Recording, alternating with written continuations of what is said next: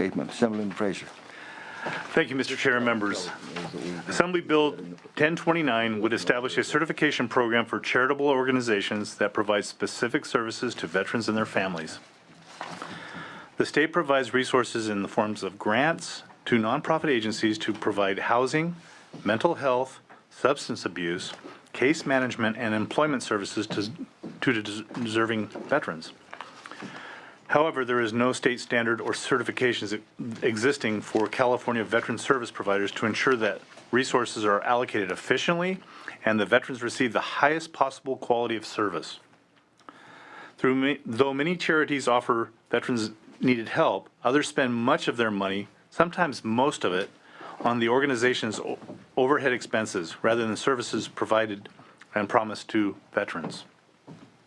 Charity fraud varies from outright scams to a misrepresentation of how much of the donation that actually goes to help our veterans. AB 1029 will create accountability for those organizations by establishing standards for certification and a certification process for California veteran service providers by CalVet. With me today in support is Chuck Helgett, representing the California Association of Veterans Service Officer Associations, and Peter Cameron, representing the Veterans Resource Centers. I really do thank you and respectfully ask for your aye vote. Please, proceed. Chair Nielsen, members of the committee, Chuck Helgett representing California Association of Veteran Service Agencies. While progress has been made at the VA in terms of providing prompt and high-quality services to our veterans, ensuring that our state community-based service providers meet a high standard of certification can only help improve efficient use of state resources, but also ensure the highest quality of services to our veterans. By ensuring that veteran service providers are fiscally and professionally qualified, we can improve targeting of limited state resources. Additionally, AB 1029 will help address the long-term problems that plague the nonprofits and veterans programs where we have con artists who solicit contributions from well-meaning but unwary Californians. AB 1029 certification process requires applicants to demonstrate that they meet the state charitable solicitation standards. We thank Assemblyman Fraser for his authorship on this bill and urge your support.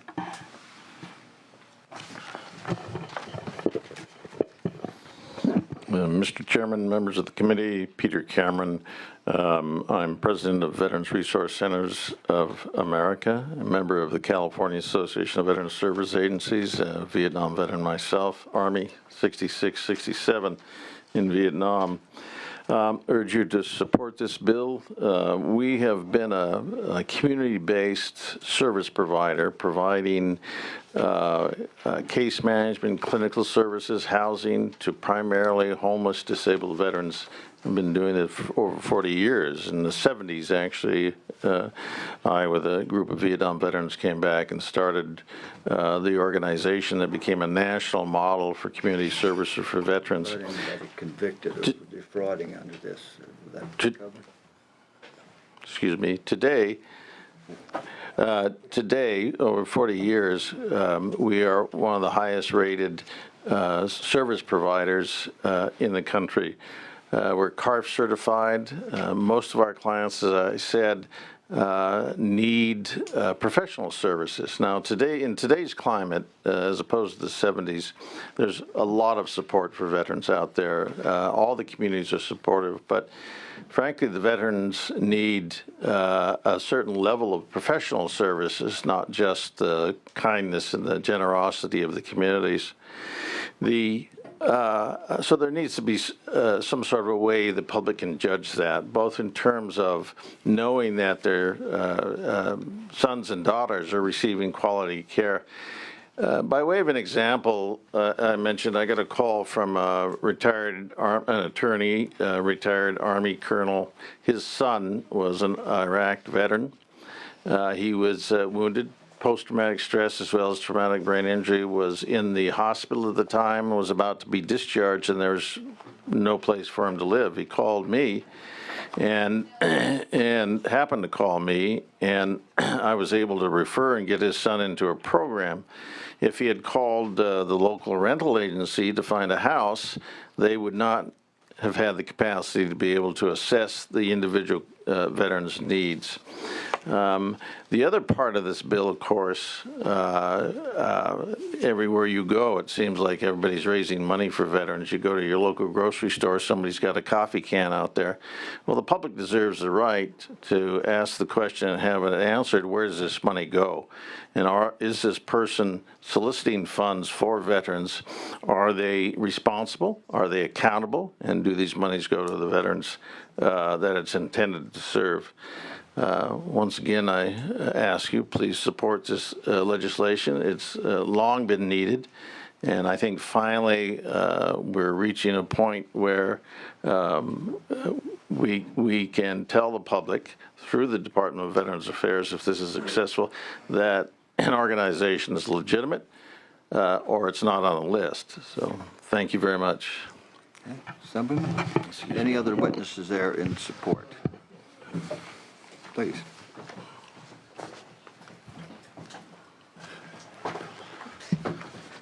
Thank you, Mr. Chairman, and members of the committee again. Don Harper, representing the American Legion. We are strong support of vetting veteran organizations to make sure they say what they do and do what they say, so we're strongly supportive of this bill. Thank you. Anyone else? Mr. Chairman, members, Pete Conley representing all my clients, but I guess the letter didn't make it. So, but anyway, we're in the very strong support. And this is one of those bills that kind of sneaks up on you, man, because you realize how important it is when it gets to the second house. And this is an extremely important bill and needs to be passed immediately and probably even broadened next year. There are people out there just taking advantage of veterans right and left. 2 nursing homes were busted in Bakersfield just less than a month ago for preying on elderly veterans, and so I would greatly urge your support on this.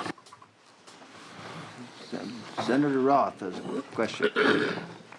Well, I'm obviously going to support this as well. I do have some concerns. You know, when we create a title, Certified California Veteran Service Provider, we're, as a state, somebody's giving a good housekeeping seal of approval to these organizations.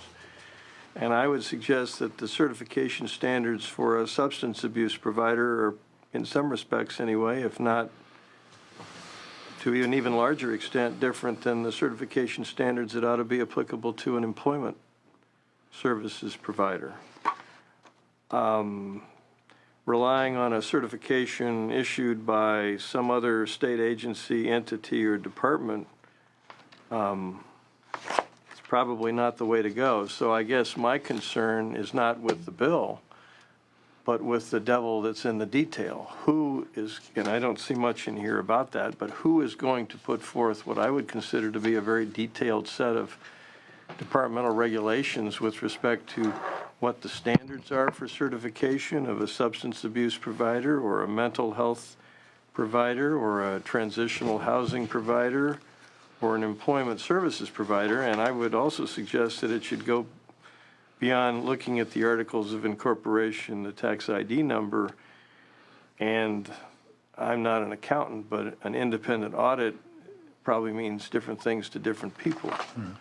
So that's my concern, sir, and I want to make sure that that's taken care of as I support the bill. And I understand your concerns, and what our intent of this is that the overhead is clearly stated.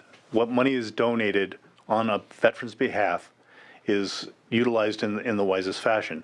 If there's an entity that has a 90% overhead and only 10% goes to the veteran, we want that disclosed. We're not asking for certifications of competence for certain kind of processes going through. This is just purely to make sure that the money is being spent in the fashion that it will be brought to the public, so you have a clear understanding that you're not being taken to the cleaners, that 90% of it goes to the overhead or the administration of the organization, and only 10 would go to the veteran. That was the clear intent of this. Well, Mr. Chair, if I may. Please go ahead. As we move forward, I'd ask you to take a look at that, because I think if somebody puts certified California Veteran Service Provider on their letterhead or their advertising or their front door or their window, that's going to have a connotation and meaning to the public that is somewhat different from, are you using donated money efficiently? And that's an issue too, but I think the other is also an issue. Can you deliver the product that you claim to deliver appropriately? And so just, I'd ask you to take a look at that. No, and I completely understand what you're saying, and I agree. I don't want any misconceptions for that purpose. Our intention is clearly, and we'll look at how we can adjust that so there is not, in your view, vague or misleading. We don't want that at all. I'm an I just want. No, but again, I appreciate your input.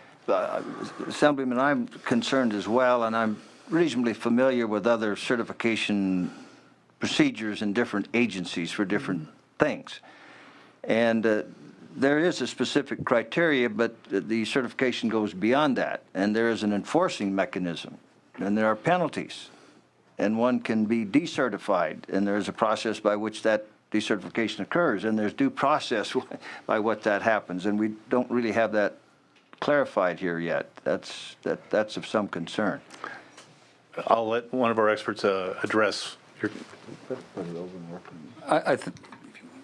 Mr. Chair and members of the committee, in response to your question, there is, and not that I'm aware of any other enforcement mechanisms other than decertification in the bill, and that a process has been, I think, intentionally set that way so that there aren't penalties or those types of things. Now, the department does, and to Senator Roth's earlier question, does have and authorize the department the ability to develop regulations for the certification process. So we would hope that something would be sorted out in that process as well. Mr. Tremblay, could you come forward again? Let me ask you a question. Are you aware of different certifications that the Department of Veterans Affairs now conducts for different things? I would imagine something in healthcare providing and whatever. The certification for that our department does handle are things like with the GI Bill, education certification programs of those, education Title 38 under the federal code. We do have that program under our department. And we have been working with the author's office on talking with him about this, and we have raised some of our concerns about the bill with the author and with the proponents. The intent of the bill is a very positive and very important thing from our standpoint. We agree with the intent. The issue, as Senator Roth mentions, is in the devil is in the details of how we would set this new program up. The state certification program for the GI Bill benefits, we have a staff of 10 individuals who do that, and that's all they do. And there is, how this would get done and created, we don't have that answer at this point. Are they capable of assuming more workload? No. Or do you have any way of determining that? No, they are funded out of the federal government. We have a grant from the federal government under contract specifically for them to do just that work with the GI Bill benefits. So they would not be able to do this. It would have to be done with new staff. Now, you have been working with the author. Do you feel if we put the bill over that we might be able to get a little more clarity in the certification if we put the bill over till the next hearing? We do have time, Assemblyman.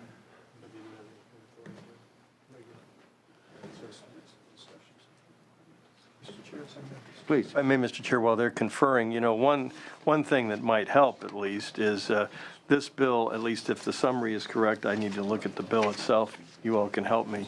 Mandates that CalVet shall adopt such rules, procedures, and regulations as necessary to decertify a certified provider. I don't see such a clear statement as to the department adopting rules, regulations, and procedures to certify. Certify. And that at least would put the burden on the department, to either adopt or not adopt regulations prior to the implementation of the certification program. Yeah. So this, I guess, is heading to appropriations, yes. Coded fiscal. Yeah. So there's some amendments that can be made, I believe, as part of that process.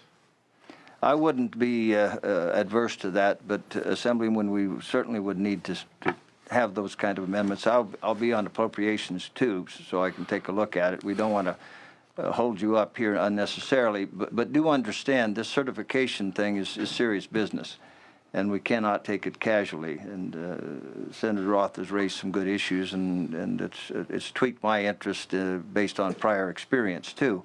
And I'm not hearing from Mr. Tremblay that it's well thought out enough yet for us. So let's cook it a little better before we get to the approach. And I appreciate that, and we have been taking amendments suggested by the department or agency going forward and working with them. So your concerns are noted, and we would look forward to a vigorous dialogue on moving forward. Thank you, Assemblyman, and our staff will continue to monitor it and work with your staff as well, okay?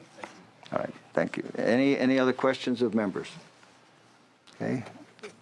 All right, do we have a motion? So moved. So moved by Senator Roth. Please call the roll. AB 1029 do pass, but first we refer to appropriations. Nielsen? Aye. Nielsen, aye. Waso? Allen? Nguyen?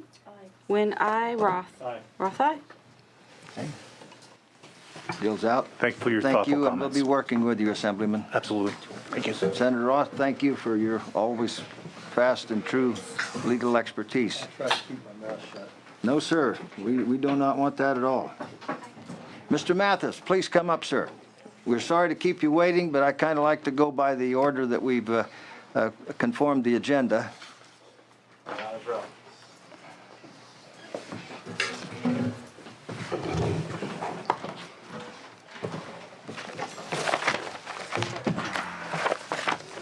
right. You have AJR 7, sir. Yes, I do. Mr. Chairman, Senators, AJR 7 calls upon Congress to amend the GI Bill of Rights to make benefits available for veterans to use as startup capital for small businesses. California is currently home of more than 1.8 million veterans. California also has the largest number of veterans than any other state. Some of the veterans transitioning out of the military may decide to start their own business as a career path instead of going to college. In fact, up to 10% of veterans choose to start their own business. Members, as you know, small businesses make up 90% of our economy. The concept of this measure is to assist future entrepreneurs transitioning out of the military in the same way that we assist them as future scholars. AJR 7 has no opposition and has had unanimous support through the legislative process. With me today for further support. Please. Hi. Does this work like this? Talk. Yes. Hi there, thank you for having me.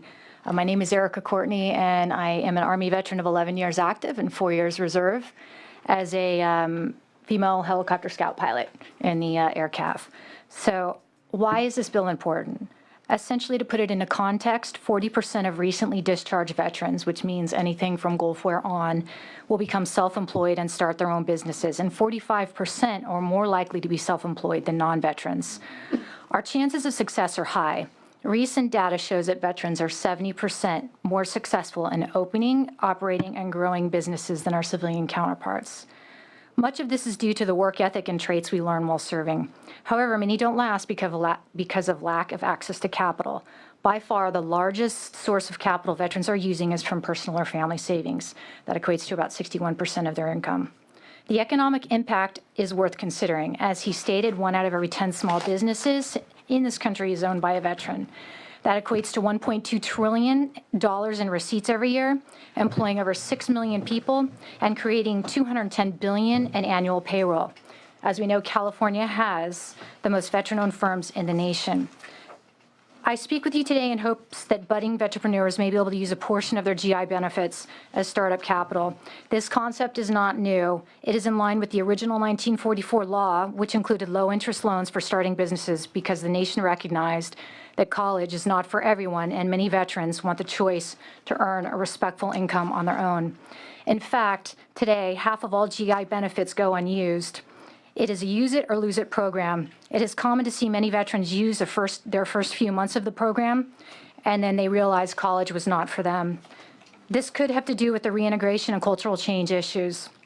Another reason the benefit may not be used is that the military has a generous tuition assistance program while we're serving.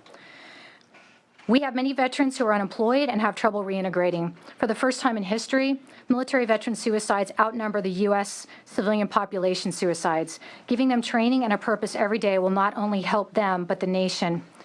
Let's examine briefly how this may work. If you take UC Berkeley, the GI Bill would cover $32,986 a year.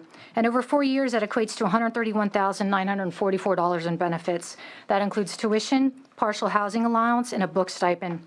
I personally have 19 months of unused benefits that I don't plan to use. I already have an MBA, and I can use a portion of that capital to help my small business. There are several well-established entrepreneurship programs. The concern is we don't want to throw a lot of money to something, and they're not given the tools to be successful. Right now, AT&T, we have universities, we have corporate sponsors that offer several programs to veterans free or low cost that can help them be successful as veteranpreneurs. Most of the time, their failure isn't due to mismanagement, but a lack of access to capital to climb out of the startup phase. This bill costs the state of California nothing. President Franklin Roosevelt, who signed the original GI Bill in 1944, stated that it gives empathetic notice to the men and women in our armed forces that the American people do not intend to let them down while they were sacrificing for the rest of us. As over a decade of war winds down, let us not forget about the men and women who have served. It has been said that caring for our veterans is the duty of a grateful nation. We don't want handouts, we want work, and we want to contribute to this nation with a benefit that goes largely unused. Please give us that option as it is good for the nation, the state of California, and the veteran. Thank you. Mr. Chairman, members, Pete Conaghy, representing the veterans groups listed on the analysis in support. Mr. Chairman, again, Don Harper with American Legion. We think it's a great option for veterans to better their lives if they can use this money for private capitalization for programs. Thank you. Has Congress ever made any moves in this area before, or is this kind of a first wake-up call for them? 1944, essentially, it was part of the law. You want me to answer this, since you're the author of the bill? And then we've had 2 revisions since, the pre-9/11 and the post-9/11 GI Bill. And the language is sort of left out in terms of business ownership. We would like it sort of put back in there along with all the other benefits that are covered under the GI Bill. Understood, okay. We have a motion by Senator Roth. Any questions of Senator Nguyen? Okay. Do we have any opposition here? Seeing none, then we have a bill properly before us with a motion. Secretary will call the roll. AJR 7 be adopted, ordered to third reading. Nilsson? Aye. Nilsson, aye. Weso? Allen? Nguyen? Nguyen, aye. Roth? Roth, aye. Thank you. Thank you, Senator. Assemblymember Weber.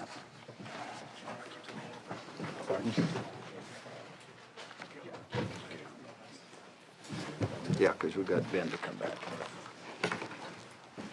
We'll leave the roll open because Ben's Okay. back. Good Assemblymember afternoon, Weber, please. Senator Wilson and members of the Senate. I'm here today to present to you AB 1218. This bill will reform the state's Disabled Veteran Business Enterprise, the DVBE incentive program, to provide more transparency and accountability.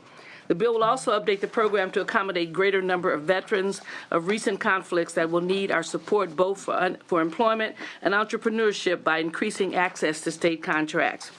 A recent review of the program by the California State Auditor found that a number of issues with the program, including using inaccurate measures to assess progress toward participation goals, few DVEs acting as prime contractors, and a small percentage of certified DVBEs actually holding state contracts.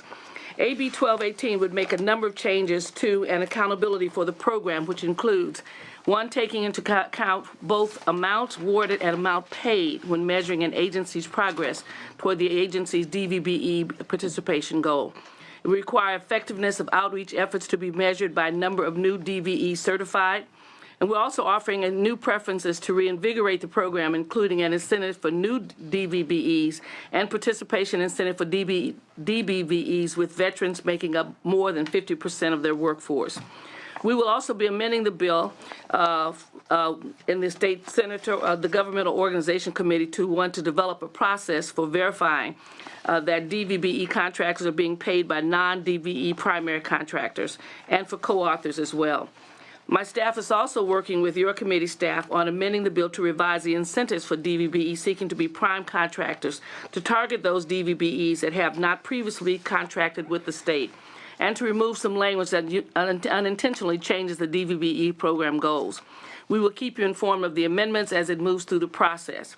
This bill has been supported by the veterans, Vietnam Veterans of California, the Disabled Veterans Business Alliance, the Military Officers Association of America, and the American Legions and AMVETS. It has had no opposition in any of the committees or on the floor of the Assembly. Here to speak to support this bill are representatives from the Veteran Service Organizations. Mr. Chairman, members, Pete Conity, we're in really strong support of this bill because currently there is no requirement that a single DVBE owner employ any veterans. You could have a large corporation, multi-million-dollar corporation owned by a disabled veteran and not have any veterans employed. And so this is a bill, and that's an amendment we recommended, and we're in strong support of this bill. Very good. Move the bill. Bill is moved. Additional witnesses in support? Don Harper with the American Legion, we do support this bill. Thank you. Okay, Don, thank you. Marty Keller, Deputy Executive Director of the Disabled Veteran Business Alliance. As Ms. Weber indicated, we're in strong support of the bill. Thank you. Thank you, Mr. Keller. Okay.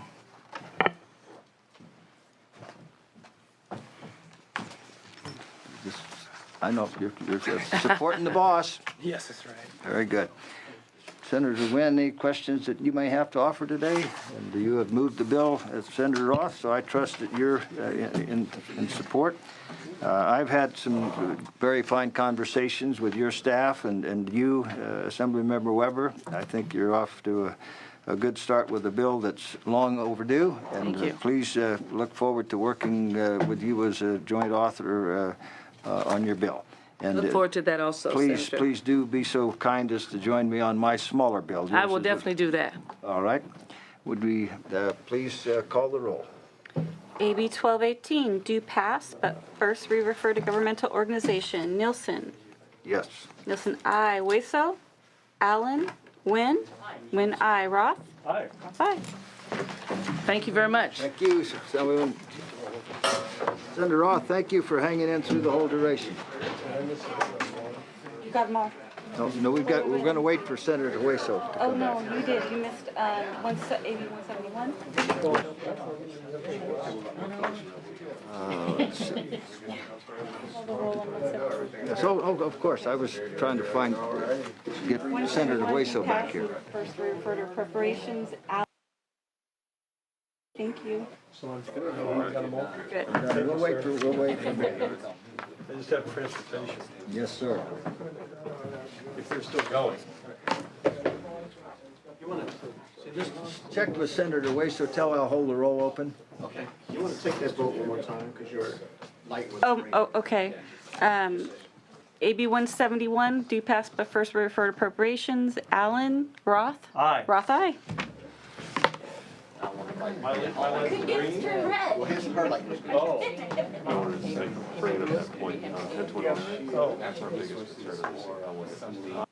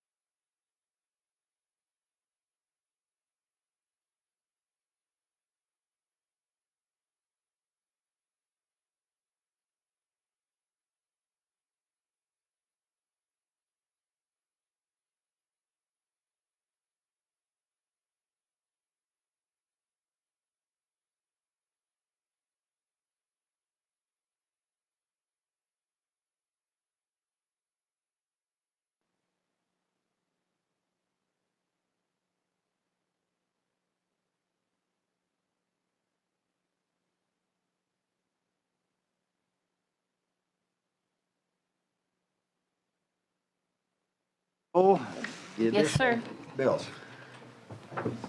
AB 413 do pass as amended, but first we refer to appropriations. Waso? Aye. Waso, aye. Allen? And AB 1029 do pass, but first we refer to appropriations. Waso? Aye. Waso, aye. Allen? AB 1218 do pass, but first we refer to governmental organization. Waso? Aye. Waso, aye. Allen? AJR 7 be adopted, ordered to third reading. Waso? Aye. Waso, aye. Allen? And last one, consent calendar do pass, but first we refer to appropriations with recommendation to consent calendar. Waso? Aye. Waso, aye. Allen? Senator, thank you for coming back. Thank you.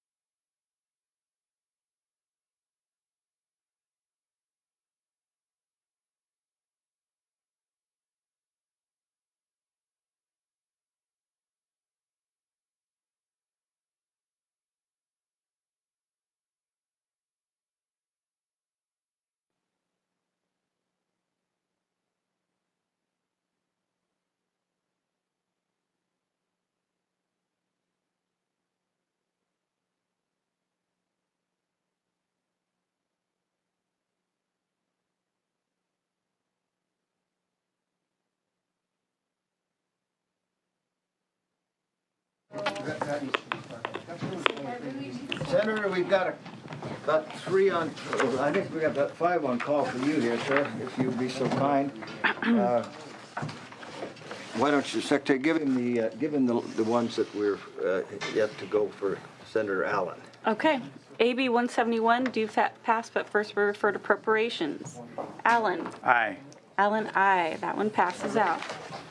AB 413 do pass as amended, but first we refer to appropriations. Allen? Aye. Allen, aye. That one passes out. AB 1029 do pass, but first we refer to appropriations. Allen? Aye. Allen, aye. That passes out. AB 1218 do pass, but first we refer to governmental organization. Allen? Aye. Allen, aye. Passes out. AJR 7 be adopted, ordered to third reading. Allen? Aye. Allen, aye. Consent calendar do pass, but first we refer to appropriations with recommendation to consent calendar. Allen? Aye. Allen, aye. They'll pass out. Committee adjourned. Okay, thank you guys. Sorry for.